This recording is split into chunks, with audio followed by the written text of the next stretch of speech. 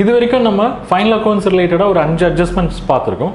அந்த அட்ஜஸ்ட்மெண்ட்ஸ்லாம் நமக்கு தெரிஞ்சது என்னென்னா, ஒவ்வொரு அட்ஜஸ்ட்மெண்ட்டுக்கும் வந்து 2 எஃபெக்ட் இருக்கும். ஒன்று வந்து ட்ரேடிங் P&L ஏதாவது ஒரு சைடில் வந்து நம்ம ப்ளஸ் ஆர் மைனஸ் பண்ண போகிறோம். செகண்ட் எஃபெக்ட் வந்து பேலன்ஸ் ஷீட்டில் அசெட் ஆர் லைபிலிட்டியில் வந்து அப்பியர் ஆக போகுது. ஸோ இங்கே இந்த ஷார்ட்கட் வந்து உங்களுக்கு எப்படி ஹெல்ப் பண்ண போகுதுன்னா, எந்த ஐட்டம் வந்து கரெக்டாக வந்து நீங்கள் அசெட் ஆர் லைபிலிட்டியில் வந்து ப்ளேஸ் பண்ணணும் அப்படின்றது தான். ஏன்னா இப்போ க்ளோசிங் ஸ்டாக்கை வந்து நீங்கள் ட்ரேடிங்கில் கிரெடிட்டில் கொடுக்குறீங்க.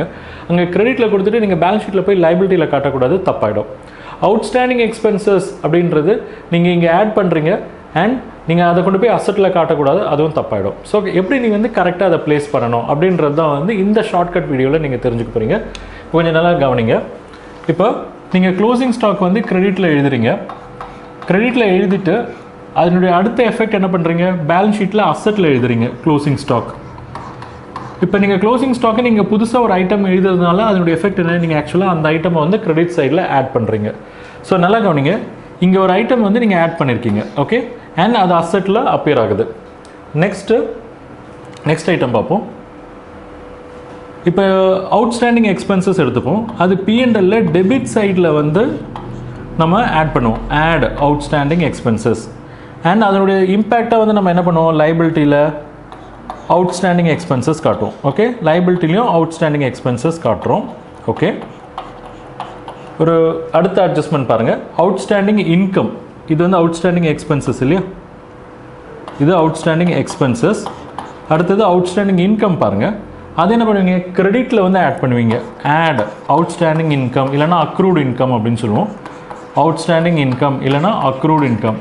இது இங்கே ஆட் பண்ணிவிட்டு என்ன பண்ணுறீங்க, பேலன்ஸ் ஷீட்டில் அசெட்லேயும் கொண்டு போய் அவுட்ஸ்டாண்டிங் இன்கம் அப்படின்னு நீங்கள் காட்டுறீங்க. ஸோ 3 ஐட்டம்ஸ் இது வரைக்கும் கவர் பண்ணிட்டேன்னா. 4வது பாருங்கள். இப்போ நீங்கள் எக்ஸ்பென்ஸ் வந்து கொஞ்சம் அட்வான்ஸாக பே பண்ணிட்டீங்க, ப்ரீபெய்டு எக்ஸ்பென்ஸ். அதை என்ன பண்ணுவீங்க, டெபிட்டில் வந்து மைனஸ் பண்ணுறீங்க, minus prepaid expenses, minus prepaid expenses. So prepaid எக்ஸ்பென்ஸை நீங்கள் டெபிட்டில் எழுதினாலும் செகண்ட் இம்பேக்ட் எங்கே போகுது, பேலன்ஸ் ஷீட்டில் அசெட்டுக்கு போகுது, ப்ரீபெய்டு எக்ஸ்பென்ஸ். அப்படி தான் நம்ம இது வரைக்கும் அண்டர்ஸ்டாண்ட் பண்ணோம், ப்ரீபெய்டு எக்ஸ்பென்ஸ். அதே மாதிரி இன்கம் ரிசீவ்டு இன் அட்வான்ஸ்னு ஒன்று இருக்குது. அது என்ன பண்ணுறோம், நம்ம P&L கிரெடிட்டில் மைனஸ் பண்ணுறோம், minus income received in advance. இதை வந்து நம்ம இங்கே மைனஸ் பண்ணுறோம், பட் எந்த சைடு காட்டுறோம், கிரெடிட் சைடில் காட்டுறோம். கான்ஸ்டாக அதனோட இம்பேக்ட் வந்து என்ன கொடுக்குறோம், லைபிலிட்டியில் income received in advance, income received in advance சொல்லிடுறோம், ஓகே, ரைட். ஸோ இதுதான் வந்து நான் சொன்ன அந்த 5 அட்ஜஸ்ட்மெண்ட்ஸ். இப்போ ஜஸ்ட்டு நம்ம இதை ஒரு தடவை மறுபடியும் பார்ப்போம், இந்த அட்ஜஸ்ட்மெண்ட்ஸினுடைய இம்பேக்டை புரிஞ்சுக்கிறதுக்கு மறுபடியும் பார்ப்போம். இங்கே பாருங்கள், க்ளோசிங் ஸ்டாக் இங்கே ஆட் பண்ணப்போ அது எனக்கு எங்கே அப்பியர் ஆகுது, அசெட்டில் அப்பியர் ஆகுது. ஸோ ப்ளஸ் சைன் இருக்கிறப்ப அது எப்படி ட்ராவல் பண்ணுதுன்னு பாருங்கள். P&L போல் நேராக போய் பேலன்ஸ் ஷீட்டில் அசெட்டில் போய் லேண்ட் ஆகிருக்கு. எங்கே லேண்ட் ஆகிருக்கு, பேலன்ஸ் ஷீட்டில் அசெட்டில். இட் மீன்ஸ் ப்ளஸ் சைனில் இருக்கிறப்ப அது வந்து நேராக ட்ராவல் பண்ணுது, ஓகே. அடுத்தது பாருங்கள், அவுட்ஸ்டாண்டிங் எக்ஸ்பென்சஸ். அதுவும் என்ன பண்ணுறோம், நம்ம ஆட் பண்ணுறப்ப அது எப்படி ட்ராவல் ஆகுதுன்னு பாருங்கள். நேராக பேலன்ஸ் ஷீட்டில் நேராக போகுது, ஸ்ட்ரெயிட் லைன், ஸ்ட்ரெயிட்டாக போயிட்டு அது எங்கே லேண்ட் ஆகுது, லைபிலிட்டியில் லேண்ட் ஆகுது, ஓகே.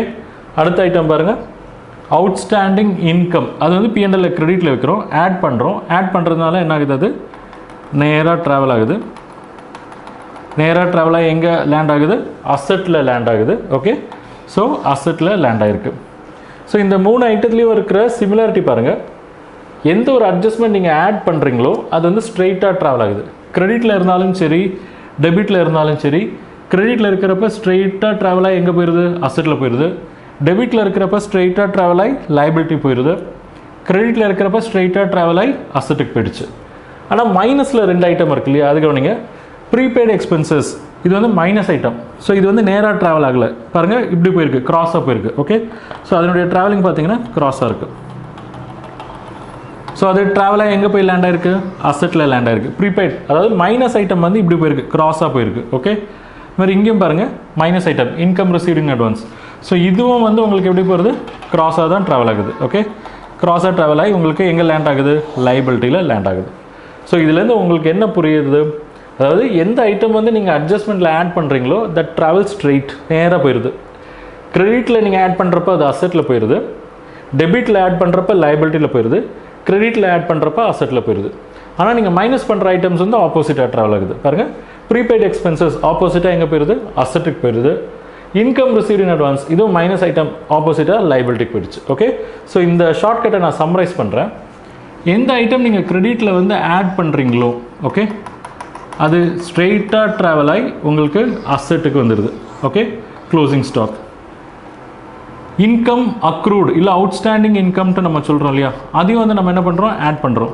ஸோ அதுவும் என்ன ஆகுது, உங்களுக்கு ஸ்ட்ரெயிட்டாக ட்ராவல் ஆகி அசட்டுக்கு வந்துடுது. ஓகே, அவுட்ஸ்டாண்டிங் எக்ஸ்பென்சஸ் அப்படின்னு சொல்கிறோம், அதுவும் அடிஷன் ஐட்டம் அப்படின்றதுனால உங்களுக்கு ஸ்ட்ரெயிட்டாக ட்ராவல் ஆகி எங்கே வந்துடுது, லைபிலிட்டி வந்துடுது. ஸோ அடிஷன் ஐட்டம்ஸ் எல்லாமே வந்து ஸ்ட்ரெயிட்டாக ட்ராவல் ஆகும். ஸோ நீங்கள் எந்த சைடில் எழுதுறீங்கன்றதை பொறுத்து அது அசட்டா லைபிலிட்டி அப்படின்ட்டு நீங்கள் இனிஷியல் ஸ்டேஜஸில் உங்களுக்கு ஞாபகம் வச்சுக்கிறதுக்காக நீங்கள் இந்த ரூலை யூஸ் பண்ணிக்கலாம். ஆக்சுவலாக ரூல் கிடையாது, இது ஷார்ட்கட்டு. ஆனால் இதே நீங்கள் மைனஸ் பண்ணுறீங்க அப்படின்றப்ப மைனஸ் ப்ரீபெய்ட் எக்ஸ்பென்சஸ் அது என்ன ஆயிடுது, ஆப்போசிட் ரூட்டில் போயிடுது. ஆப்போசிட்டில் போய் இங்கே போய் லேண்ட் ஆயிடுது அசட்டில். அதே மாதிரி இன்கம் ரிசீவ்ட் இன் அட்வான்ஸ் அதுவும் வந்து ஆப்போசிட் ரூட்டில் போயிடுது. ஓகே, ஸோ இதுதான் வந்து ஷார்ட்கட். நான் சொன்ன ஷார்ட்கட். அடிஷன் ஐட்டம்ஸ் எல்லாமே வந்து ஸ்ட்ரெயிட்டாக ட்ராவல் ஆகும். ஸோ கிரெடிட்டில் அடிஷன் அப்படின்னா நீங்கள் கண்ணை மூடிட்டு அசட் அப்படின்னு சொல்லிடலாம். டெபிட்டில் அடிஷன் அப்படின்னா லைபிலிட்டின்னு சொல்லலாம். கிரெடிட்டில் மைனஸ் அப்படின்றப்ப உங்களுக்கு லைபிலிட்டி, டெபிட்டில் மைனஸ் அப்படின்றப்ப வந்து உங்களுக்கு அசட். இதுதான் நான் சொன்ன ஷார்ட்கட்.